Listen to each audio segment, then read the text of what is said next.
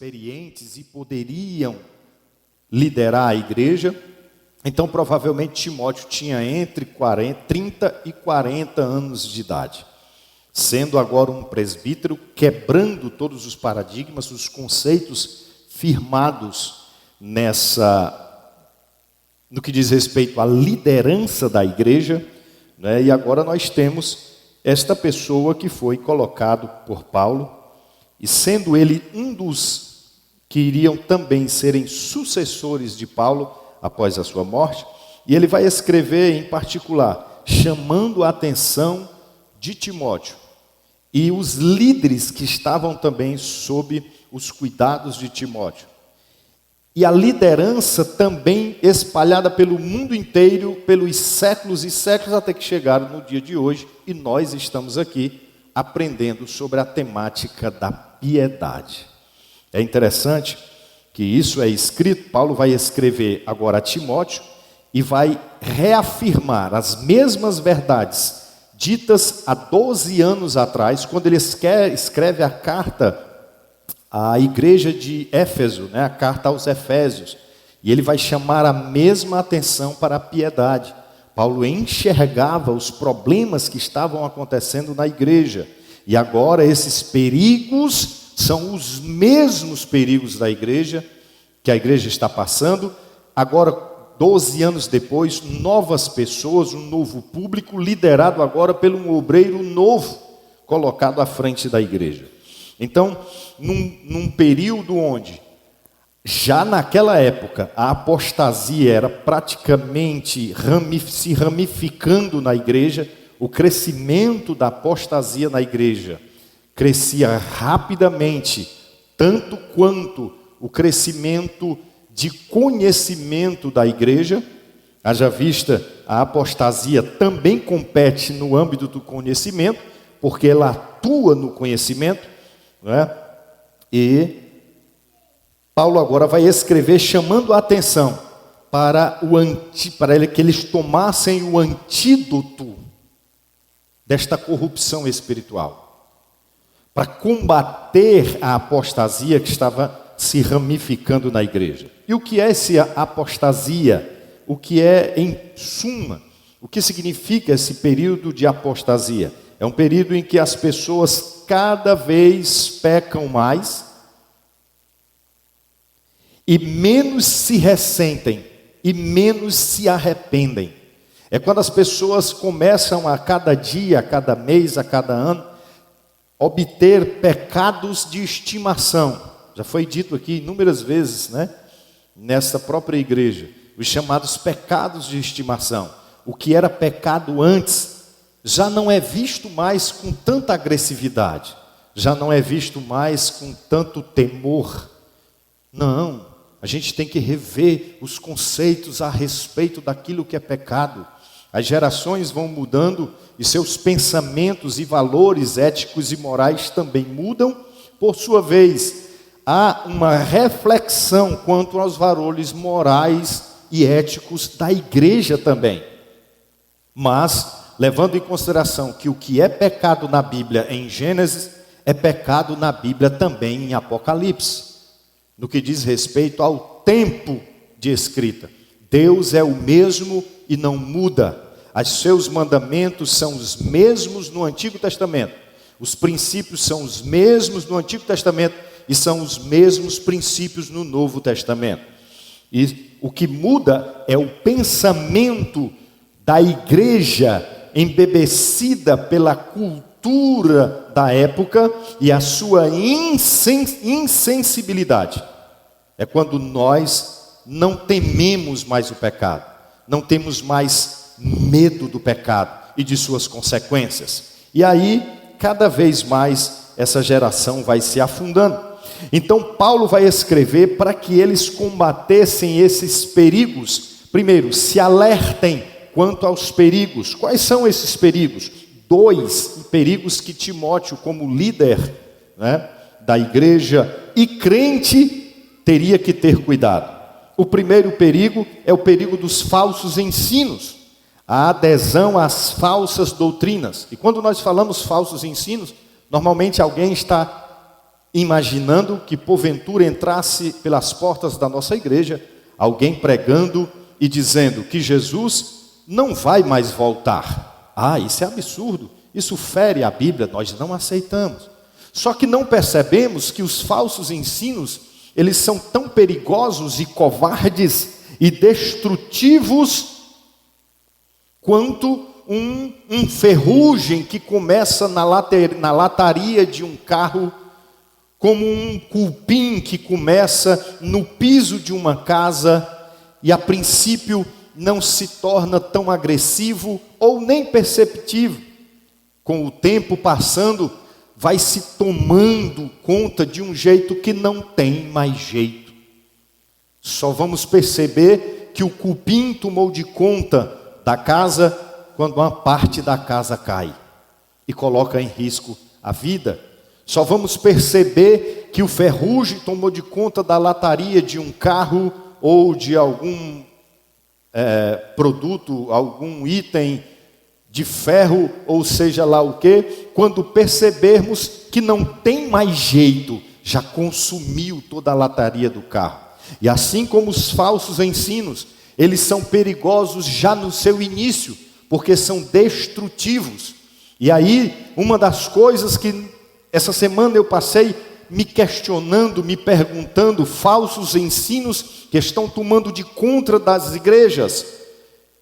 Tudo aquilo que vai de encontro ao pensamento e o conceito de Deus dentro das igrejas, por exemplo.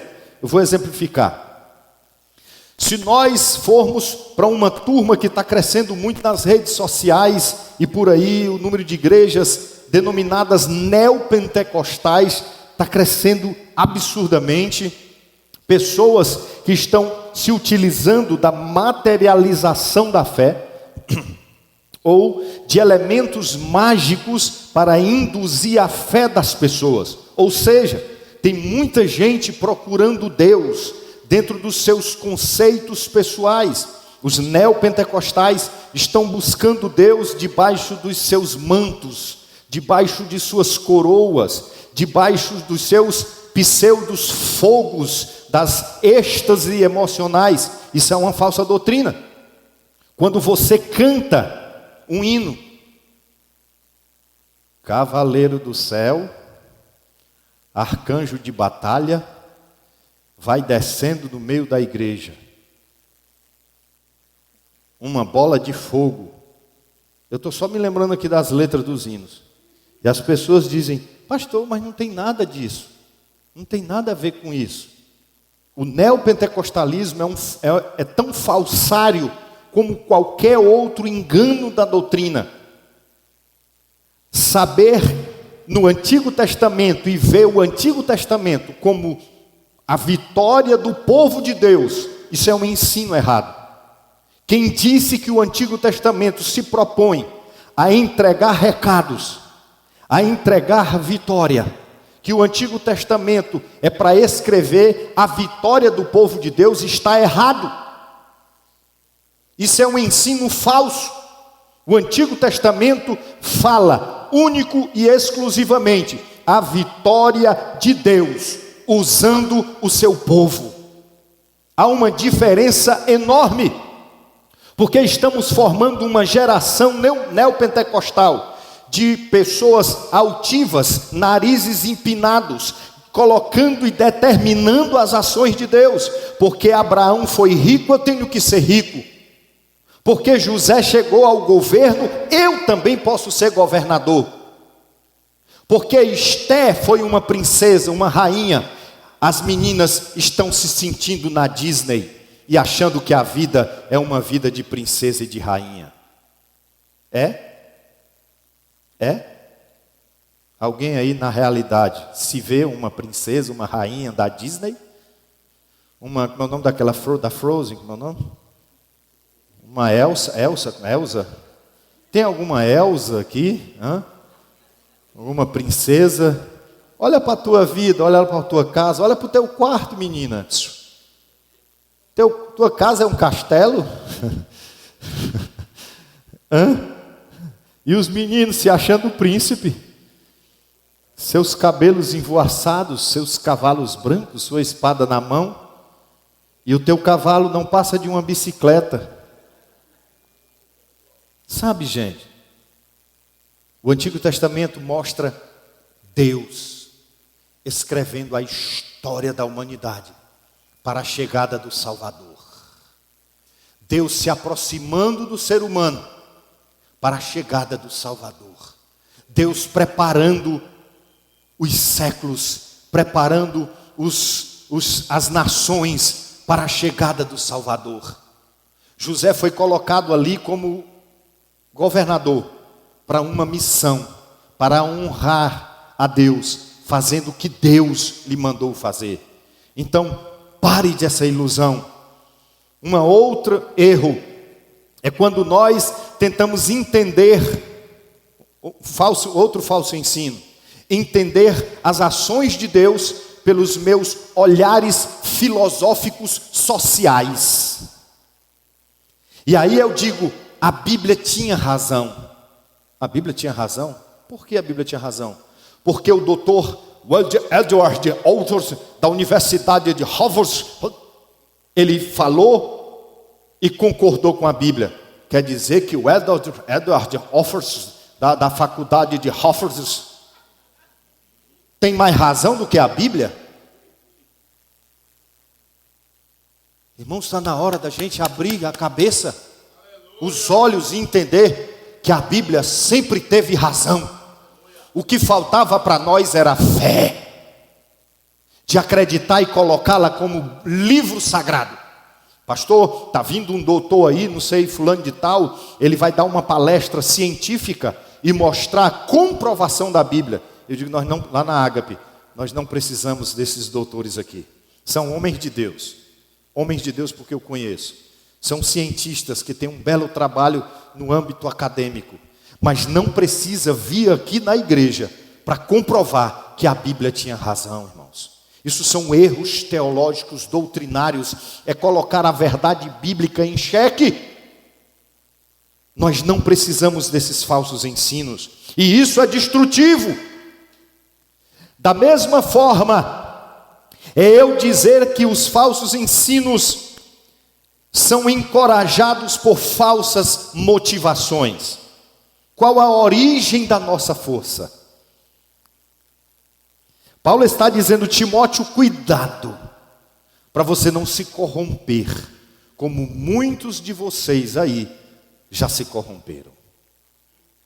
Zela por ti, cuida de ti, para que não caia. Falsos ensinos e encorajamentos errôneos. O que me motiva para fazer a obra de Deus, para continuar sendo discípulo de Jesus? Haja vista a nossa mensagem desde a semana passada, já começa agora a ser direcionado para a formação de discípulos. Então todos os que estão aqui já têm consciência que vieram hoje aqui porque querem ser formados como os discípulos de Jesus. Então Paulo agora, por sua vez, está escrevendo também para nós, discípulos de Jesus, sobre esses encorajamentos. Cuidado com esses perigos, igreja. O que nos motiva, o que nos encoraja para ter uma igreja cheia? Pastor, está na hora de começar a trazer pregador de fora. Está na hora, quando eu digo de fora, são pregadores famosos, não colegas nossos, amigos nossos, para compartilhar a fé, compartilhar o conhecimento. A gente chama. Pastor, os músicos estão desanimados. Pastor, quem está saindo no rodízio está desanimado. Está faltando é piedade. O que está faltando para a nossa vida é piedade. Sermos mais piedosos. E é esta mensagem que o Senhor quer para nós. E o que seria essa piedade? Se nós analisarmos na palavra que Paulo utiliza de piedade, ele é muito contextual, ele pega uma palavra e carrega ela toda de um contexto e nos traz para nós hoje. Piedade significa, segundo Paulo, temor e reverência à presença de Deus. Significa fidelidade e submissão aos seus mandamentos. Significa zelo pela sua obra. Significa desejo ardente de servi-lo. significa comunhão diária com Ele. E outros. Esse aqui foi o que eu consegui, nesses conceitos, carregar, trazer para nós, tirar nas palavras que ele usa, dentro desse texto que nós acabamos de ler aqui nesta noite. Então tudo isso é refletido na prática, não para eu mostrar para você, ó, eu estou fazendo, viu? Eu estou fazendo isso aqui, viu? É para provar para vocês que eu estou fazendo. Não é essa a proposta. A piedade, as nossas ações, é para mostrar para nós mesmos que estamos indo ou não no caminho certo, que estamos nos aproximando ou não de Deus, se estamos verdadeiramente nos fortalecendo ou não em Deus. Então, esta piedade, ela é compreendida, ela é discernida na minha prática. Foi por isso que Paulo vai escrevendo, vai dizer, no verso 7, exercita-te a ti mesmo. Primeiro, exercita-te a ti mesmo na piedade, pois o exercício corporal para pouco aproveita, mas a piedade para tudo é proveitosa. Quando Paulo não está dizendo aqui que é desnecessário fazer exercício físico, não, Paulo não está dizendo isso. O que Paulo está querendo dizer é que a piedade tem um proveito de evolução na vida do crente, em todos os aspectos. E o exercício não. Quer ver um exemplo? Se você exercita um músculo, aí você quebra o braço, passa 15 dias com o braço engessado. Quando tira o gesso, o que foi que aconteceu com o teu músculo? Está um braço forte e um bem fininho. Aqueles anos de exercício que você fez para fortalecer uma musculatura, a partir do momento que você perdeu a prática do exercício, tudo que você fez não serviu para nada, voltou à estaca zero. Então por isso você tem que estar sempre se exercitando. A piedade, por sua vez, não tem quem volte à estaca zero quando pratica a piedade. Sabe por quê? Porque você melhora um pouco mais. E o pouco que você melhora, você não volta mais à estaca zero. Vai te dando uma experiência de vida. É assim como uma pessoa que quando é jovem, na adolescência, hoje eu vi um vídeo aqui, eu achei super interessante. Os adolescentes brincando, olha a brincadeira deles. No trilho do trem, eles se deitavam entre as madeiras do trilho do trem. Eu tô notando que o som, não sei se está alto demais aqui em cima. Dá só uma baixada que eu estou me sentindo. E eles brincando entre as madeiras do trilho. Eles se deitam e o trem vem e passa por cima. Eu achei isso fantástico. Quando se é adolescente, isso é fantástico, né? Será que alguém que fez isso no passado? O pastor Dalmasso conta muito a história que no alto dos Sítios Novos, e todo mundo que conhece os Sítios Novos, dá quase 1 quilômetro de descida, né? Ele entrava num pneu e os irmãos dele, os primos dele, sei lá, os amigos, soltavam o pneu e ele ia girando dentro do pneu por 1 quilômetro até ir lá perto do rio, do cemitério. Passava 3 dias tonto quando saía do pneu, né? O senhor faria isso hoje? Tem nem perigo, gostou? Hoje ele já vê perigo. A piedade é como se fosse isso, irmão. Ela te faz enxergar, nós vamos já ver, ela te faz melhorar como ser humano, ela te faz melhorar como crente. Ela muda a tua visão. Coisas que você fazia quando por não ter conhecimento ou não ter experiência em todos os âmbitos da nossa vida, tanto espiritual como material, com a prática da piedade, você melhora, você corrige muitas coisas na sua vida. Então a piedade, ela é muito proveitosa, em tudo na vida ela é proveitosa, Paulo está dizendo. Ou seja, o pouco que se pratica da piedade, já nos faz melhorar em alguma coisa. Então vamos para as práticas refletidas as práticas que refletem a piedade. A primeira prática que se reflete a piedade. Eu coloquei aí 5 práticas e eu posso já dizê-las, e aí do decorrer da semana a gente vai aprendendo. A primeira prática eu coloquei a oração, que inclui a oração individual e coletiva, porque tem uma turma aí dos desigrejados, né, que eles estão falando que não precisa de igreja, você não precisa se juntar com ninguém, você pode ter sua religiosidade onde você quiser. Só que eles esquecem que há uma coletividade. Você pode não vir para cá, mas a igreja tem que estar em todos os lugares. Então a oração, tanto individual como a oração coletiva. Segundo, a prática do jejum. Terceira prática, a leitura e meditação da Bíblia Sagrada. Não só ler, porque tem muita gente que lê, aí para preencher aquele calendáriozinho, uma leitura por ano, né? Então eu passo a ler, e eu estou lendo até bocejando, com sono, e aí eu leio, e no outro dia eu não sei nem onde foi que eu parei, eu não sei nem o que foi que eu li, né? E não é só a leitura, você tem que ter essa leitura, mas você também tem que ter a meditação da palavra de Deus. Quarto, as práticas, os atos de gratidão, os atos em que eu pratico a minha gratidão para com Deus, e aí vem muito, já é um avanço, você já está bem avançado nas outras práticas, que são o ofertar, o assistencialismo, as esmolas. Já parou para pensar que hoje nós não damos mais esmolas? E a esmola, segundo a Bíblia, é o único projeto Fome Zero que funciona. A esmola é o único projeto Fome Zero que funciona. Que era para funcionar, né? Quinto, a comunhão com os santos. É o chamado serviço da diaconia no culto. E nós iremos, com o passar do tempo, explicando cada um. Então vamos para a oração. Rapidamente, para a gente entender o que significa esta prática da piedade refletida na oração. O que é a oração?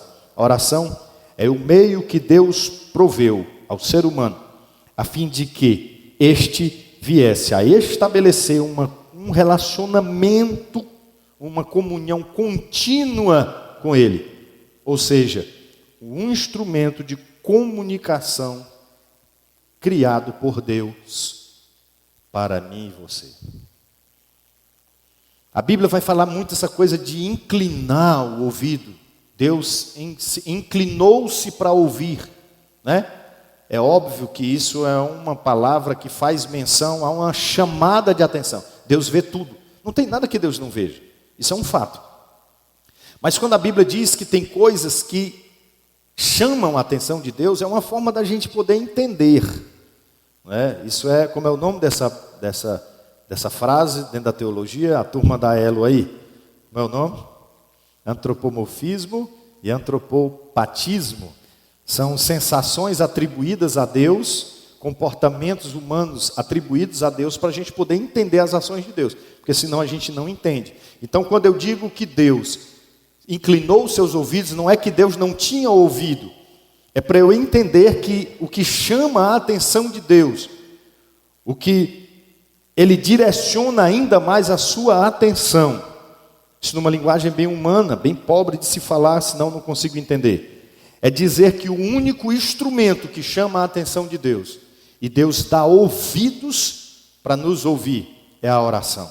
Quando eu reclamo, pastor Alfredo, a minha vida está uma desgraça, pastor Alfredo, eu não aguento mais, eu vou entregar os pontos, sou crente desde tantos anos de idade, cadê Deus, pastor Alfredo? Deus me esqueceu. Deus não está inclinando os seus ouvidos para nós. Agora, quando eu entro no meu quarto, e eu falo com Ele, e eu digo tudo isso que eu disse para o Senhor, eu digo para Ele, só eu e Ele inclina seus ouvidos e nos dá atenção. E na hora certa Ele vem no nosso socorro. O que tem acontecido com muito desânimo de muita gente é falta, lá vai o primeiro remédio, falta de oração. Nem as 3 orações básicas da vida: bom dia, Jesus, obrigado, Jesus, e boa noite, Jesus. Qual é a do bom dia, Jesus?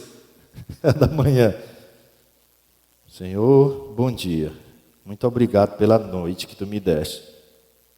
Que este dia seja um dia abençoado. No teu nome eu te peço amém. E a oração do obrigado, Jesus? É a da refeição. Um olho aberto orando e o outro vigiando. Deixa eu fazer uma brincadeira com vocês. Quando se é pobre, e a gente sabe muito que é isso, é tanto que a gente convive com essa situação até hoje. Quando você vai orar e uma casa com muitos irmãos, você nunca ora com os 2 olhos fechados, orando e vigiando, porque sempre tem a mão de um outro irmão pegando na coxa do frango. Ele nunca rouba o pé, ele rouba a coxa. E depois que bota na boca, meu irmão, você não arranca mais de dentro da boca dele, né? Fora o gato, que você ainda compete com o gato, né? O gato rapidamente pula na mesa e já rouba. E tem quem pegue mais esse gato, né? Infeliz. Então, a oração do alimento, voltando aqui, mesmo com um olho fechado só, e o outro vigiando o prato: Senhor, obrigado pelo prato que tu me deste, pelo alimento sobre a mesa, amém. Senão o meu irmão come minha coxa do frango, amém, né? Então, essa é a segunda oração. E a terceira oração é aquela que a gente faz bocejando, a boca aberta. Oh, boa noite, Jesus. Obrigado pelo dia de paz. Me dá uma noite de descanso. Nem essas 3 orações já não se faz mais nos dias de hoje. São as orações individuais, né? Então, antigamente se cantava um hino. Quem me ajuda aí? Joelho no chão, telefone na mão. Para o Senhor, quero telefonar. Nas minhas angústias, alguma coisa mais lá. Diz que uma vez, 2 ou 3. Me ajuda aí, que senão só quem vai sair por velho aqui sou eu. Senão eu saio entregando aqui todo mundo, viu? Que tem gente que os lábios estão assim, ó, não querem se entregar, mas os lábios estão cantando comigo. Bora, pastor André, me ajuda. Você é dessa época também. Diz que uma vez, 2 ou 3. Se não atender, telefone outra vez, né? Se referindo à oração, o joelho no chão, nós oramos ao Senhor, e é o único instrumento que nós nos comunicamos com Ele, é a oração. A oração, como piedade, ela tem um desenvolvimento na nossa vida, um melhoramento na nossa vida. Qual é o que desenvolve? Desenvolve a comunhão com Deus, porque eu deixo de conversar bobagem com o pastor Alfredo, me permita, pastor Alfredo, é um exemplo, e dizer para ele que ele tem culpa dos meus problemas. O camarada hoje em dia está desse jeito, a gente chega para pessoas, eu não faço mais essa pergunta. Eu só digo, Pai do Senhor, meu irmão, glória a Deus. Pai do Senhor, tudo bem? Não. Para que eu fui perguntar? E aí a pessoa já segura minha mão. Pai do Senhor, meu irmão, tudo bem? Não. Aí eu digo, ô Jesus. O senhor está sabendo? Eu disse, não. Pois é, pastor. Vou lhe dizer. A minha vida, sim, a minha vida. Não estamos aqui debochando da dor de ninguém. Sabe? Mas eu acho que nós temos que começar a orar mais. Quando nós começarmos a buscar a pessoa certa, dizer as palavras certas, nós podemos ser como aquela mulher que procurou o profeta. E o profeta viu que ela não estava bem. Vai lá, corre lá e pergunta a ela se vai tudo bem. O filho tinha morrido. E o que foi que ela disse? Vai tudo bem. O filho estava morto. Mas vai tudo bem. desenvolve a comunhão com Deus. Filipenses capítulo 4, verso 6, apenas a parte B. Filipenses 4 e 6, a parte B. Antes, as vossas petições sejam em tudo conhecidas diante de Deus, pela oração e clamor. Paulo está dizendo que nós devemos fazer com que as nossas orações sejam conhecidas por Deus. Como? Orando. E isso desenvolve uma comunhão com Deus. Irmão, irmão, e agora? Vão levar tudo na tua casa. Vão levar tudo. E agora? O que é que tu vai fazer? Chegou o fundo do poço. E agora? Não vai ter mais jeito não. Calma. Eu vou conversar com o papai. Eu vou conversar com Deus. Eu vou praticar o melhor exercício da minha vida, que é a piedade. Vou começar pela oração. Vou falar com ele. Vai dar tudo certo. Só que o coração, a gente sabe que o coração fica, Senhor. Não falta gente, né? Está prestando atenção? Esses dias, esse ano eu estou concorrendo a uma promoção e eu vou pela questão dos pontos. E aí todo mundo, eu estava dentro de uma sala e as pessoas me fizeram perguntas quanto à questão da pontuação. Como é que está a tua pontuação? Tem isso. Mas tu está confiando nesses pontos aí? Aí o outro chega, e aqueles pontos? Tu acha que tem esses pontos? Meu irmão, esses pontos tu não vai conseguir não. E eu digo, rapaz, eu estava rodeado de gente só dizendo que eu não ia conseguir. Eu saí de lá e disse, eu vou falar com o papai. Papai vai dizer. Se ele disser que pode, se ele disser que não vai dessa vez, não tem problema, vai no próximo ano. Sabe, irmãos, é comunhão com Deus. Não falta gente para dizer que não vai dar certo, porque realmente é difícil. Mas quando conversamos com Deus, nos dá uma força muito maior, porque estamos falando com o próprio Deus, aquele que pode tudo. Desenvolve uma submissão, porque eu deixo de ser dedudo, linguarudo, beiçudo, olhudo, apontador, discordante, e passo a ser submisso. Eu passo a entender e enxergar. Na oração me faz enxergar, primeiro, as minhas fragilidades. Eu entendo que eu não decreto as ações de Deus. Deus, eu te sirvo. Coitado. Determine. Você vai determinar hoje. Quem somos nós para determinar, irmão? É porque não ora. Essa turma denominada canela de fogo, essa turma aí já me fez muito sofrer, irmão. Eu já paguei um preço tão grande por eles. Onde eu chegava, tinha a turma do canela do fogo. Eu ia para as orações dos canela de fogo. Eles não aguentam 15 minutos orando. 2 horas em pé, rodopiando, porque aquela irmã que rodopia, parece o peão da casa própria. Ela faz um negócio ali, e ela passa 2 horas rodando, com o cabelo, com a cabeça, só em fazer aqui, já me deu uma tonturazinha, vou me segurar aqui. E ela passa 2 horas fazendo aquilo, mas não aguenta 15 minutos de joelho.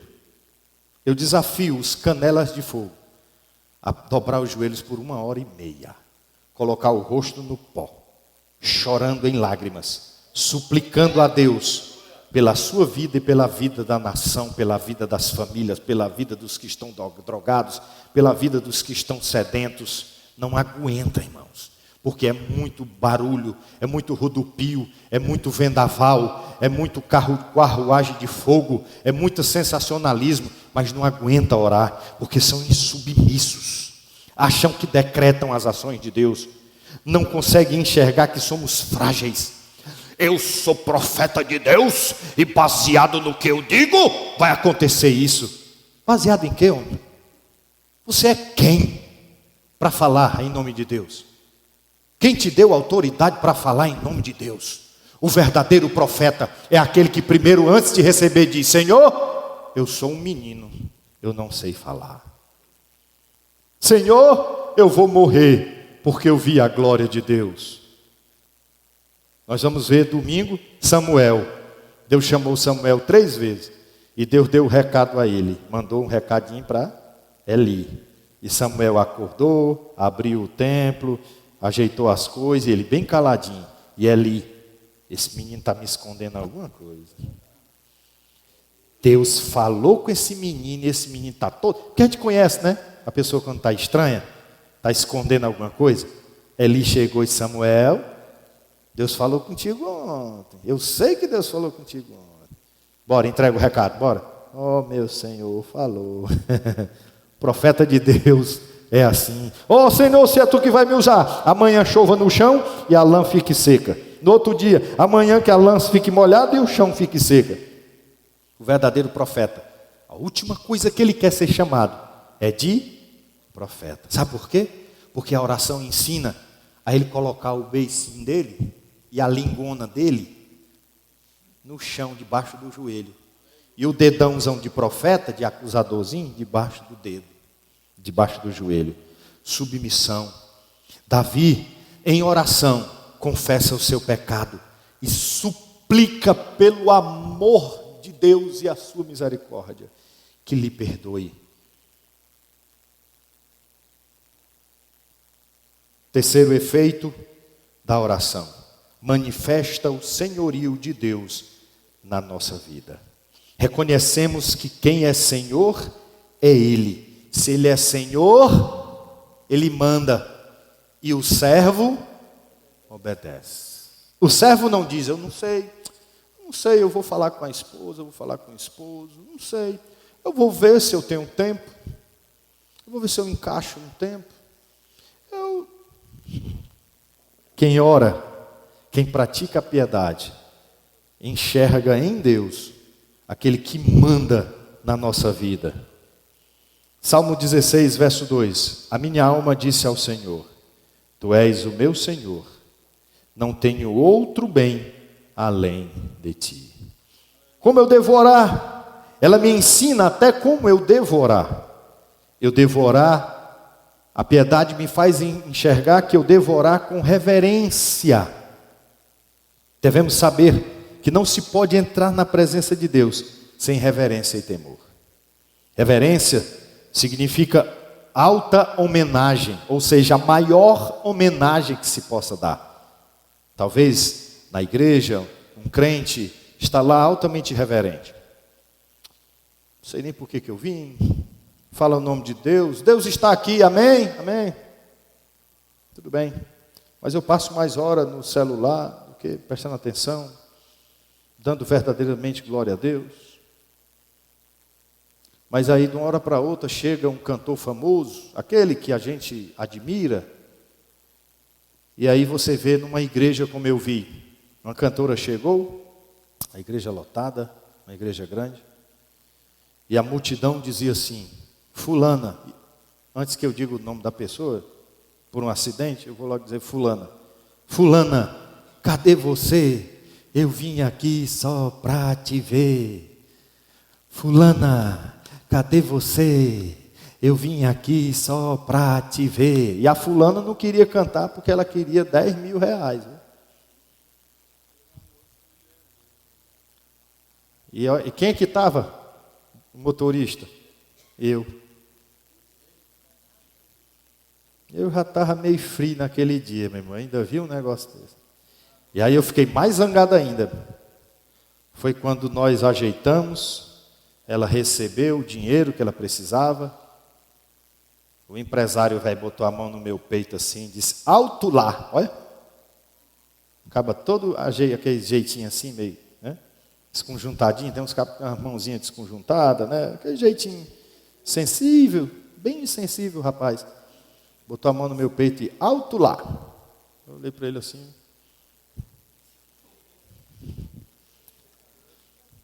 Ela só canta se trouxer o cachê. Eu olhava assim para a piscina do hotel e ela sentada, toda de vermelho lá. Eu digo: ah, infeliz. Agora eu não tive raiva dela. Sabe de quem que eu tive raiva? Da multidão. Desmaiando quando ela chegou. Depois que ela recebeu o dinheiro, ela veio.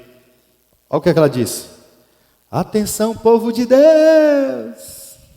E o povo, Quando eu olhei assim para o lado, uma pessoa desmaiando. E eu digo, bando de crentes sem vergonha. Olha, eu só vou cantar 10 hinos, viu? 10 hinos. Quem quer glorificar a Deus, levanta a mão. Vamos adorar o Senhor.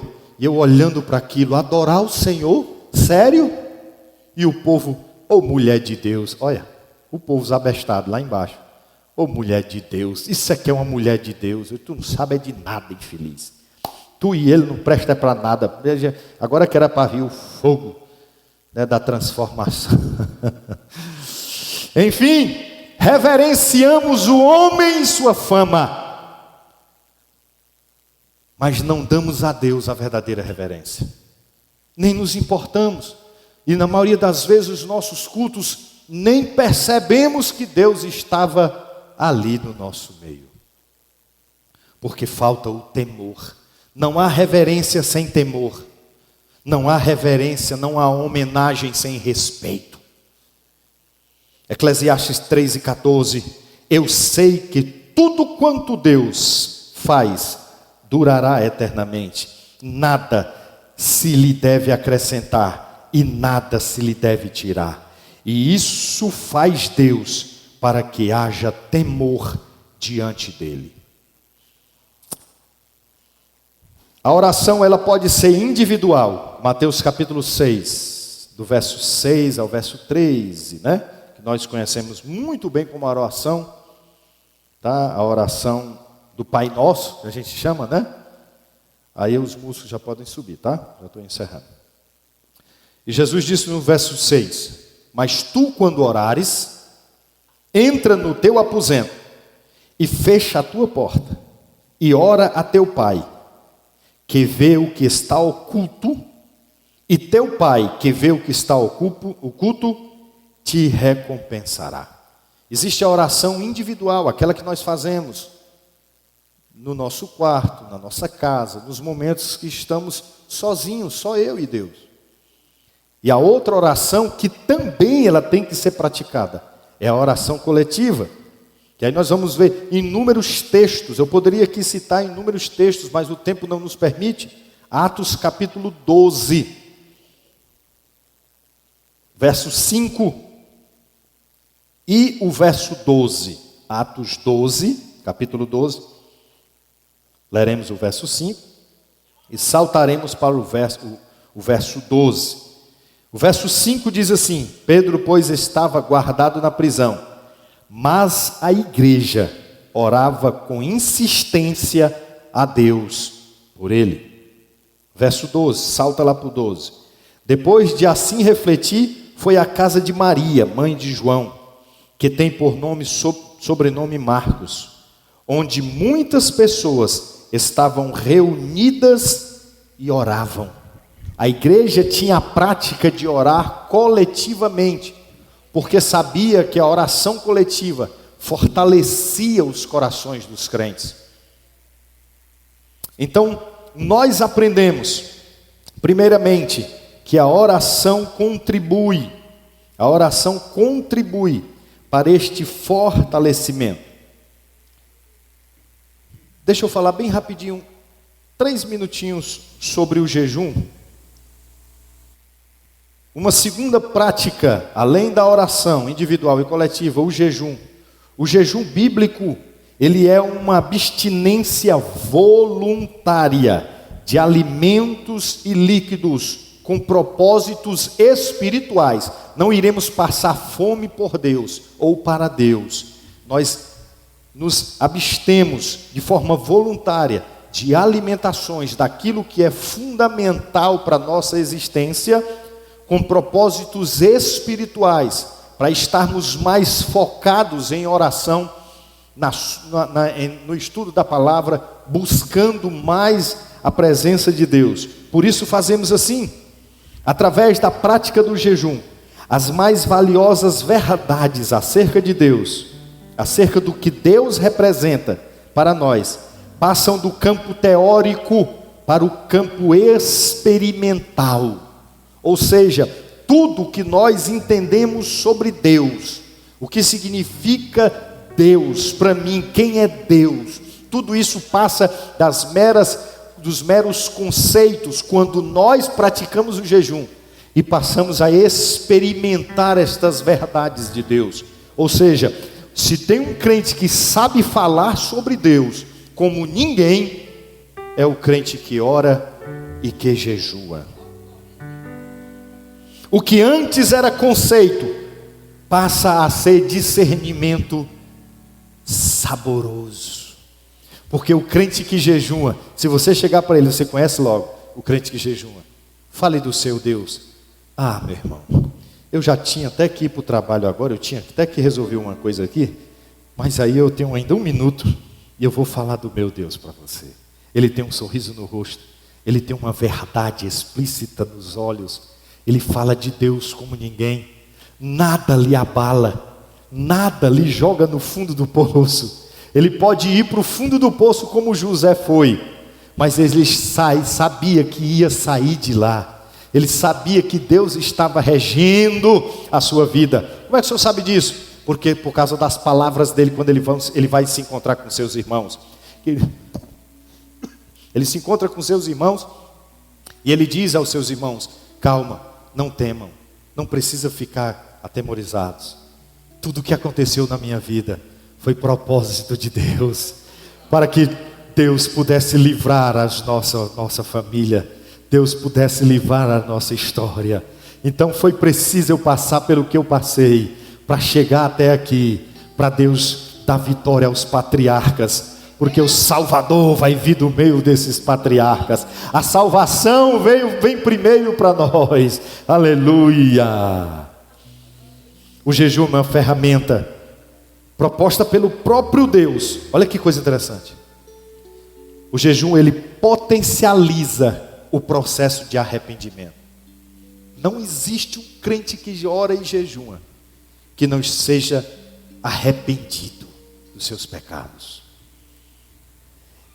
Ele é um processo de autoconfrontação. No jejum, a gente identifica as áreas em nossas vidas que precisam ser mudadas. Crente que jejua, automaticamente ele faz uma análise dele mesmo. E em oração, você conhece logo quando ele está orando, Senhor, ele vai orar por ele agora. Senhor, perdoa as minhas falhas, perdoa os meus pecados. Tu sabes, Senhor, que eu não passo de pó. Tu sabes e tu me conheces, Senhor, né? Tu me conheces, tu sabes quem eu sou, tudo que tenho, tudo que sou, é tudo isso foi tu que fez, é a tua mão. É a oração daquele publicano, né?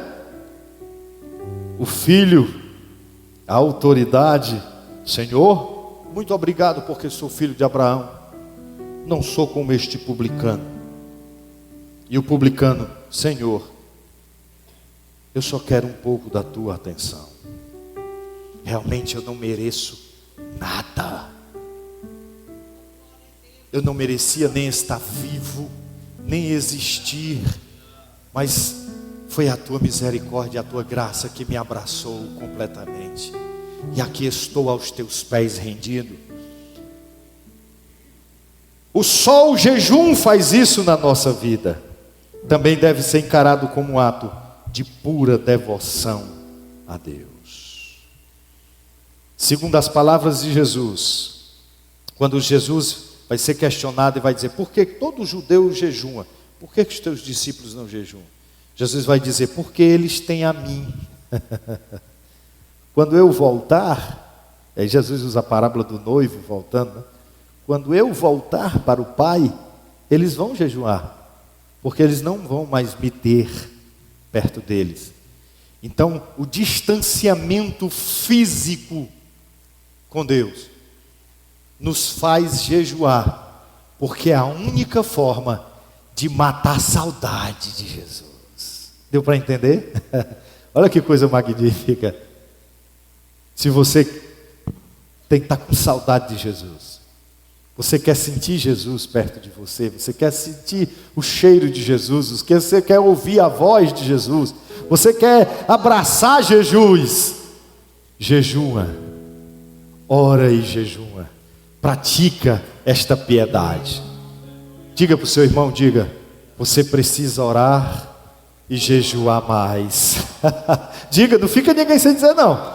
Não fica dizendo não. Diga para esse irmão, para essa irmã aí. Tem gente que fica assim, né? Não quer que diga não. Diga, se vira para ele, para ela, e diz, você precisa jejuar mais, viu? Agora digam para mim. Diga para mim. Oh, glória a Deus. Aleluia. Nos ensina, Senhor, a sermos mais piedosos. Glória a Deus. A partir das outras sextas-feiras, iremos falar sobre a leitura e a meditação. Iremos falar sobre os atos de gratidão, ofertar, o dizimar, né, as esmolas, os assistencialismos na igreja. Iremos falar sobre a comunhão, a diaconia na igreja, o servir aos santos. Nós iremos falar de muitas outras coisas ainda pela frente. Tem uma gama de práticas da piedade que nós iremos tratar e melhorar mais. Curva a sua cabeça. Deixa eu fazer uma oração por você. Você recebe esta palavra? Você entendeu esta palavra? Eu coloquei esse sermão aí nas redes sociais, aí, nos grupos da igreja. E se lhe foi importante, dá uma estudada, alguma dúvida, manda para nós, compartilha a dúvida conosco. Deixa eu orar por mim e por você. Senhor Deus Todo-Poderoso, tua palavra foi pregada nesta noite. Palavra esta que foi dada por ti, ó Espírito Santo, foi revelada a nós, Espírito Santo, foi inspirada a nós, Espírito Santo, mas nós precisamos colocar em prática.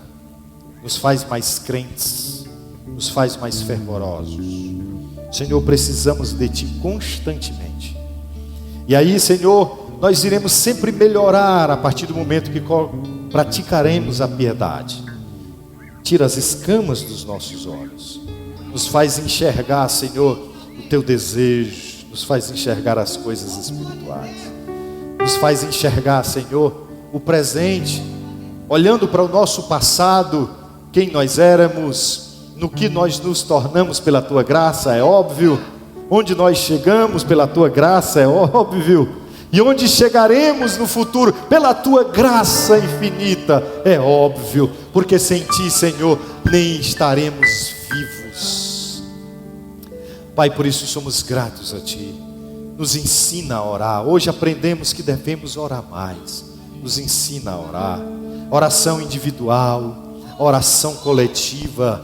Senhor Deus, somos tão ansiosos em muitas coisas e às vezes nem percebemos que precisamos orar.